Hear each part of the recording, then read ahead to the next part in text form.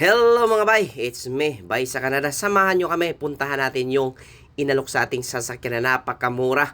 At nagbiyahe na nga agad kami kasama ang buong tropa.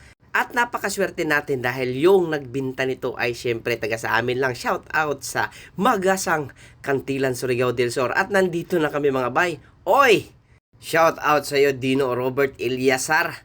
At dahil nga tatlo na yung sasakyan niya, ay naisip niyang ibinta sa akin ng mura. At dahil nga parehas lang kaming taga Surigao, ay syempre, hindi na niya minahalan yung presyo nito. Sa halagang $1,000, binigay niya sa amin. Pero kung tutuusin mga bay, sa place market nito ay nasa 4,000, 5,000 pa to.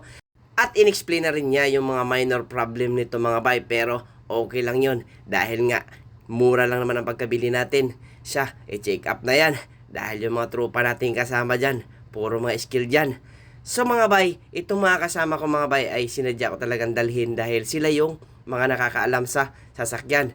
So isa-isa na rin in-explain ni Bay Dino sa amin yung mga minor na problema. Pero road test yan ni Bay Kakay dahil yun talaga ang sadya namin para matesting din rin namin kung ano pa ang ibang problema. Sa lahat ng mga trupa na sumama dito, maraming salamat sa suporta nyo. Dahil nga, hindi natin kabisado to. Dahil ang experience natin ay truck. So ayan na nga mga bay, iro-road test na nila yung Naruto yan at ni Bay Kakay. At nagpaiwan na rin ako mga bay para makakwentuhan ko si Dino dahil nga sa laki ng mundo. Dito pa kami nagkikita sa Saskatoon, Canada.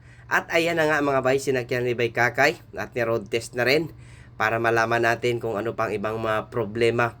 Pero ang kagandahan nito mga bay ay nagustuhan ni Bay Kakay dahil nga ang tining panaw, under ng makina. So inuwi na nga namin to mga bay, hindi na kami nagdadalawang isip at kinausap namin yung may-ari dahil maya-maya ng konti, babayaran na natin to nang makasibat na. Baka magbago pa ang isip ni Bay Dino. So itong sasakyan na to mga bay ay malaking tulong para sa amin bilang baguhan dito sa Saskatoon dahil mahirap talaga mga bay dito sa Canada kapag wala kang sasakyan.